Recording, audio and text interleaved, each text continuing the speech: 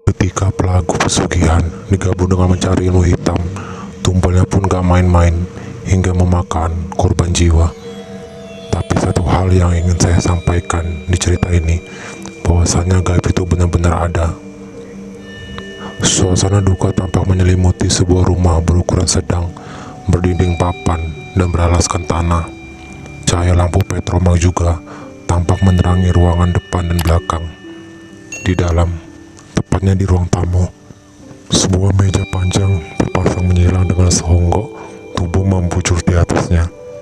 Tubuh pucat tanpa nafas, tertutupi kain-kain jarik batik, adalah milik sesosok wanita muda yang meninggal sekitar 3 jam yang lalu. Narsi, gadis cantik dan malang, meninggal dunia di usia terbilang belia sebab sakit aneh yang lama dideritanya. Di sisi kanan dan kiri meja terdengar suara lantunan ayat suci Al-Quran tengah dibaca beberapa perempuan terkerudung hitam. Sedangkan di belakang rumah, 2 orang laki-laki tampak sedang berbicara serius bersama seorang lelaki tua berbaju dompor berikat kepala hitam. Sebaiknya Narsi dikuburkan di tanahmu sendiri biar lebih aman, ucap lelaki tua berikat kepala hitam. Tapi saya tak punya tanah sendiri di dekat rumah Mbah, jawab laki-laki berkopiah hitam lusuh yang tak lain adalah ayah Narsi, wanita yang baru meninggal. Ini yang menyulitkan saat lelaki tua berbaju batik di sebelah lelaki berikat kepala hitam. Ya sudah, begini saja, kuburkan di tanah makam, tapi cari tempat di tengah-tengah dan tetap harus dijaga sampai 40 hari. Dengan tegas, akhirnya Mbah Rekso, sosok yang disepuhkan di desa itu, memutuskan. Di samping Mbah Rekso dikenal sebagai sesepuh, beliau juga dikenal dengan ilmu-ilmu kejawen, sehingga masyarakat di desa itu segan dan menaruh hormat pada beliau. Hari berganti pagi, prosesi mensucikan jenazah Narsi rampung. Penggalian lahang lihat yang letaknya hampir di tengah-tengah tanah makam umum juga sudah selesai. Terlihat dari beberapa penduduk ikut dalam penggalian, tampak sudah duduk santai sembari menanti jenazah datang. Dengar-dengar, kuburan Narsi ini akan dijaga sampai 40 hari ya Kang? Tanya salah satu seorang dari mereka sambil sibuk meracik tembakau dan cengkeh untuk dijadikan rokok. Ya harus, kalau enggak, wah bahaya, saut temannya yang duduk di sebelahnya seraya menuangkan kopi dan tiko ke dalam gelas. Memang bahaya kenapa? Kembali satu temanya bertanya pada mimik wajah heran. Nggak tahu pastinya, cuma kata Mbak Rekso. Jadi ya tahu alasannya ya Mbak Rekso, jawab temannya tadi sambil meneguk kopi sedikit sudah menghangat. Tak lama kemudian mereka terdiam saat mata mereka melihat iring-iringan para pelayat berjalan di belakang sebuah keranda yang dipikul 4 orang laki-laki. Salah satu dari pengiring tampak menaburkan bunga warna-warni di sepanjang jalan yang dilalui. Ditampak isak tangis keluarga Narsi menambah suasana duka di hari itu. Setelah melewati beberapa gundukan tanah, sampailah keranda jenazah dan diletakkan tepat di samping sebuah liang lahat yang bakal menjadi rumah terakhir bagi Narsi. Suara azan sebentar berkumandang. Setelah penutup keranda dibuka, terlihat sebujur tubuh kaku jenazah Narsi berbalut 3 lembar kain putih. Wajahnya pucat dengan beberapa kapas menempel pada bagian tertentu. Beberapa tali masih terlihat mengikat dari ujung kaki sampai atas kepala. Tiba saatnya jenazah Narsi dimasukkan ke liang lahat. Terdengar iringan tangis dari keluarga Narsi seperti belum bisa merelakan. Setelah selesai jenazah diletakkan dan iqomah terdengar, papan juga terpasang rapi menutupi mayat Narsi. Barulah tanah-tanah galian diurukkan kembali hingga menutup dan membantu sebuah gundukan berniasan kayu kuncup. Namun mereka, para pelayat dan beberapa anggota keluarga, tak menyadari bahwa di sudut ujung tanah makam, tepatnya di samping sebuah pohon lego besar menjulang, Sepasang mata tengah mengawasi dari awal sampai akhir proses pemakaman. Mata dari sesosok laki-laki setengah baya berperawakan kurus tinggi berkulit hitam. Ia tersenyum melihat para pelayat sudah meninggalkan tanah kuburan di mana sang perawan ontang-anting dimakamkan. Akhirnya, yang kutunggu-tunggu dan kucari sekian lama kini ada di depan mata. Ucapnya si lirih disertai senyum sinis tersungging di bibirnya yang bercoklatan. Hari terus bergulir. Terik matahari yang menyengat dirasa warga kampung. Sejenak berganti dengan kesejukan senja sore, membuat sebagian mereka masih berada di sawah-sawah semakin bersemangat. Namun hal itu tak berlangsung lama, sebab sebentar lagi gumpalan awan hitam berkejaran dan menutup asap bulat merah di ujung langit timur. "Ayo cepat, keburu hujan nanti," teriak Inal, salah seorang bakal ditugaskan menjaga kuburan Narsi bersama dua temannya, Tono dan Sugeng. Mereka bertiga yang sedang membuat tenda dari papan sebagai alas dan terpal sebagai penutup sedikit panik melihat angin kencang dan mendung begitu pekat, menandakan jika langit akan menumpahkan rahmat hujannya. Sedikit demi sedikit, ketiganya merampungkan tenda bakal tempat bermalam selama beberapa hari guna menjaga makam Narsi, tanpa tahu, tanpa sadar dengan besarnya resiko yang akan mereka hadapi. Sore itu, langit Singosari hampir rata menjatuhkan air hujan. Hawa dingin mulai menusuk, membuat hampir seluruh masyarakat desa, khususnya kampung kerajaan, memilih untuk berdiam diri di rumah. Rata rumah-rumah penduduk yang masih berdinding papan dan penerangan dari lampu dimar tertutup dan sepi, membuat kampung kerajaan seolah menjadi kampung mati. Tapi malam sunyi itu tak berlaku untuk tiga laki-laki berumur 30 tahunan. Mereka harus keluar melawan hembusan angin dingin dan pekatnya malam guna menjaga kuburan Narsi. Sebab mereka telah sanggup dengan bayaran yang telah disepakati selama 40 hari. Meski hujan masih menyisakan gerimis kecil, tak membuat ketiganya mundur. Bermodalkan lampu petromak, ketiganya berjalan menyusuri jalanan kampung yang sepi dan gelap. Hanya suara binatang kecil terdengar, seolah ikut mengiringi awal pekerjaan mereka. Langkah ketiganya melambat saat memasuki jalan setapak becek dan banyak berkupang lumpur, hingga sampai di sebuah rumah sedikit besar dan tampak terang. Mereka berhenti, menunggu sebentar, dan tak lama menyambut kemunculan dua wanita membawa termos dan bungkusan dari daun pisang sebagai bekal pemberian keluarga Narsi. "Kalian bertiga harus benar-benar menjaganya, jangan sampai kalian lengah, karena kuburan Narsi sudah pasti diincar banyak orang.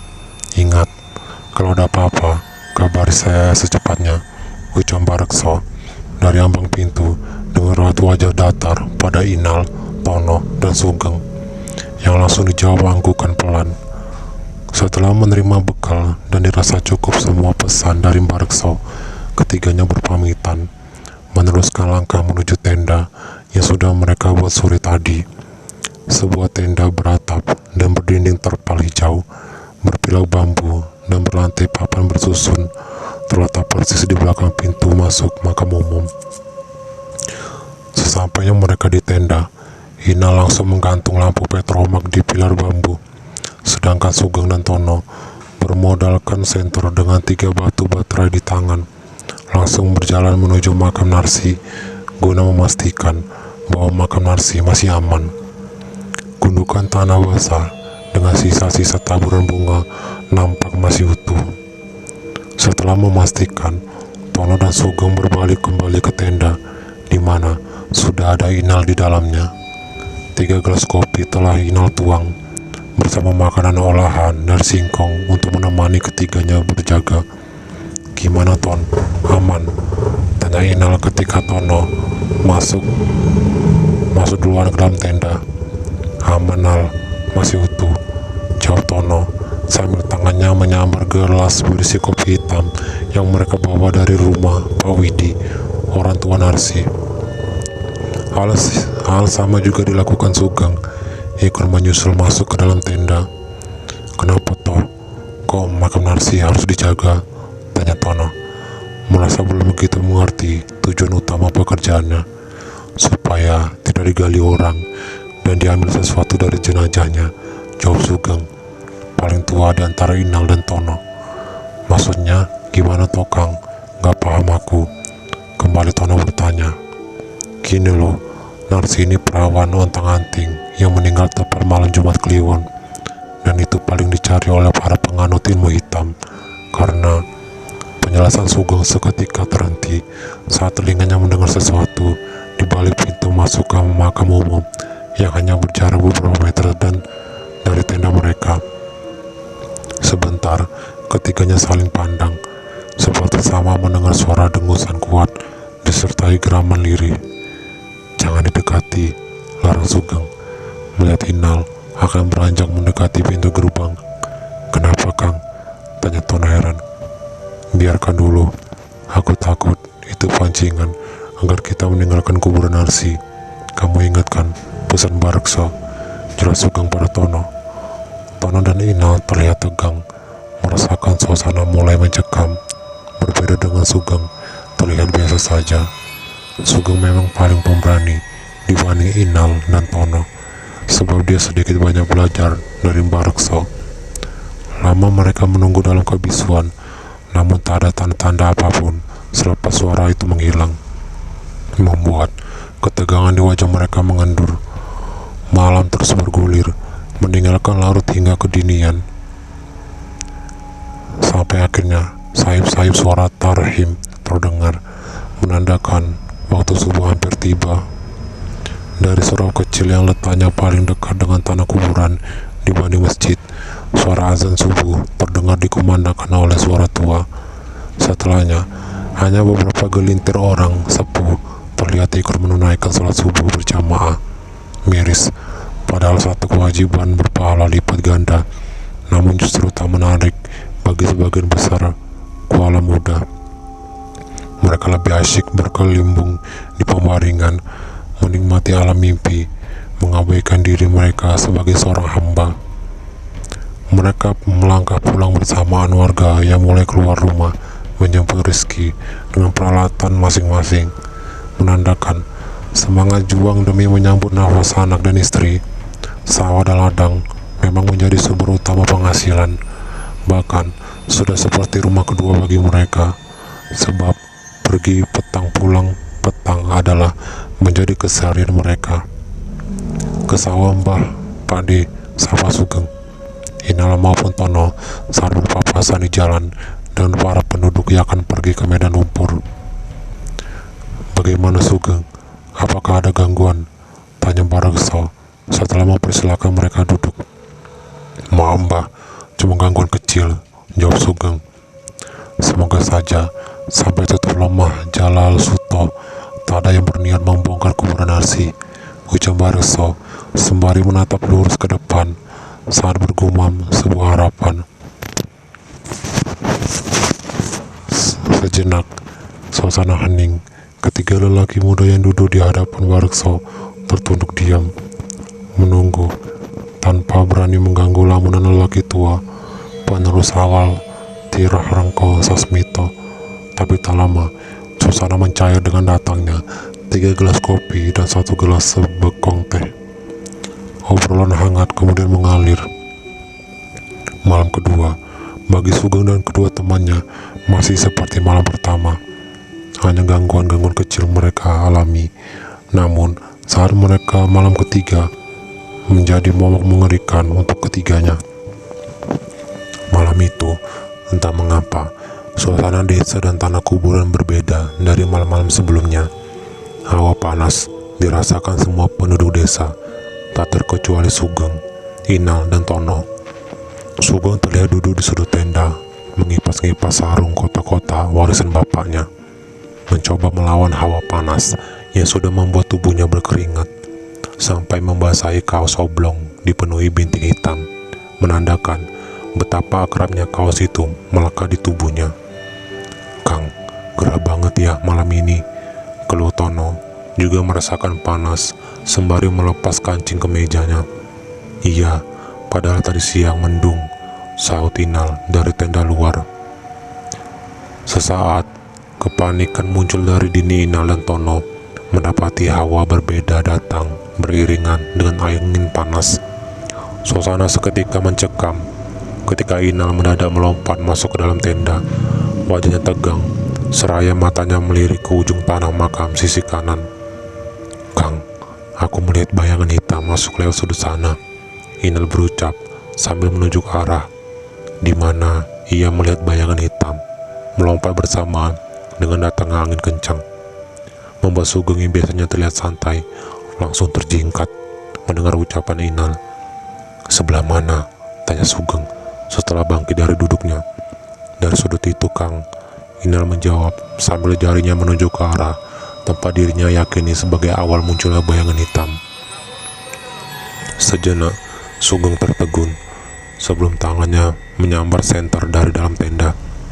"Nal, kita cek kubur Narsi, biar Tono jaga tenda," ajak Sugeng seraya melangkah pelan sambil menghidupkan senter, sedang Inal tanpa menjawab langsung mengekor ke belakang. "Sebelah mana tepatnya kamu lihat bayangan tadi?" tanya Sugeng kembali saat sudah berjalan lumayan jauh dari tenda. "Itu, Kang," jawab Inal mengarahkan cahaya senternya ke sudut tanah makam. Sugeng terus berjalan bersama Inal di belakangnya, melangkah pelan. Langkah mereka baru terhenti sesampainya di tempat Inal melihat bayangan hitam itu masuk. Sekilas, tempat itu tampak biasa saja sebelum Sugeng mengarahkan senter ke bawah, melihat jejak kaki bertanda hitam mengarah ke makam Narsi. "Nal, cepat, kita lihat kuburan Narsi," ajak Sugeng menunjukkan kepanikan. Inal yang belum sempat menjawab setengah berlari mengikuti Sugeng sambil terus mengarahkan cahaya senter ke kuburan Narsi. Sugeng dan Inal tak peduli lagi. Hingga sesampainya di kuburan Narsi, Sugeng dan Inal terdiam sebentar. Tak lama, keduanya menarik nafas lega melihat gundukan tanah masih berpayung, masih utuh. "Kenapa tadi pucat banget, Kang?" tanya Inal sedikit heran pada Sugeng. "Gak apa-apa, malam ini kita harus benar-benar ekstra menjaga kuburannya. Nanti giliran ngecek," jawab Sugeng tak menjelaskan sebenarnya. Setelah beberapa kali memeriksa sekeliling kuburan Narsi dan merasa aman, Sugeng dan Inal memutuskan kembali ke tenda. "Gimana, Kang? Aman?" tanya Tono begitu melihat kedua temannya masuk dan duduk di dalam tenda. "Aman untuk sementara, tapi nanti kita bergilir ngecek dan mengawasi kuburan Narsi," jawab Sugeng. Inal dan Tono hanya mengangguk, tanda mengiyakan, meski dalam hati ada sebuah yang mereka rasakan. Malam terus bergulir, hembusan angin tipis khas area persawahan mulai sedikit kencang menyapa alam. Menyusul langit yang tadi terang, mulai tertutup gumpalan awan hitam. "Malam ini, aku harus mendapatkannya," gumam sosok lelaki kurus tinggi, berbalut kain selempang berikat kepala hitam. Tubuhnya saat itu terbaring menelungkup di samping satu makam, perlahan bangkit. Matanya tajam, menatap ke arah tenda, kemudian berpaling ke arah satu gundukan tanah berpayung dan melangkah pelan mendekatinya. Sesampainya di sisi makam tersemat nama Narsi, ia memejamkan mata, menyilangkan kedua tangan, dengan bibir mulai terlihat bergetar, menandakan jika ia sedang merapalkan sesuatu. Tak lama, ia terdiam, seolah tengah memastikan sebuah tangan yang menjulur, mencabut payung hitam dan bakayu nisan. Langit semakin kelam, ketika sosok itu sedikit demi sedikit menggali tanah kubur penutup jasad Narsi. Ia tak peduli dengan puluhan sosok yang tiba-tiba bermunculan, menatap dan mengawasi setiap jari tangannya menjejel ke tanah. Sosok menyeramkan yang tadinya hanya melihat, kini tampak melayang dan berlompatan mengerubungi saat tangan lelaki hitam mulai sampai pada papan dalam. Terlihat aneh, puluhan makhluk menyeramkan hanya terdiam dan terus memandang ke arah liang, seolah ingin tahu jasad membujur di dalamnya. Sepintas suasana terasa hening, sampai pada hawa panas menyambut iringan kilat-kilat kala tangan sosok lelaki, tak lain adalah Suyono, membuka papan terakhir penutup liang. Wajah putih membiru dengan tubuh membujur terbungkus kain putih kusam. Terlihat jelas dari cahaya sambaran kilat, membuat seringkaian seketika menyungging di sudut bibir coklat Suyono. Perlahan, Yono menarik satu demi satu tali-tali kecil di bawah jasad Narsi, mendekatkan wajah dan menempelkan bibirnya pada bibir mayat Narsi, mengakhiri semua ritual yang telah ia jalankan selama bertahun-tahun. Sementara itu, dalam tenda, tampak Inel dan Tono tengah menikmati hisapan demi hisapan rokok kretek bersama segelas kopi masih mengepul panas. Mereka terlihat sama seperti malam sebelumnya, tapi tidak dengan sugeng. Dari raut wajahnya terlihat kilatan rasa cemas penuh khawatir. Berkali-kali matanya menatap keluar tenda, seperti ada sesuatu yang membuatnya merasa tak nyaman.